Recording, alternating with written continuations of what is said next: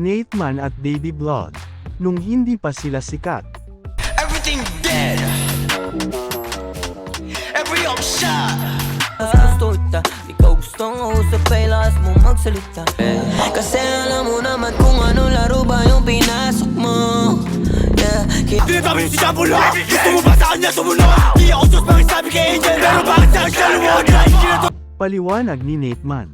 Bago sila makilala bilang artist, sumali muna sila sa Minute Gawin noon. Niyan daw ang punoon. Batang lumaki sa kali kaya puro kalukuhan. Masama aming ugali kaya wag mo na subukan. Lahat sila nagulat nung kami ay natutukan ng ilaw. Tinanong ko siya kung galit nilaw. Kita naman sa mga linaw. Okay kang nakapula. Lumulot na pinapabaan na may ilaw. Dagdag pa ni Nate Man.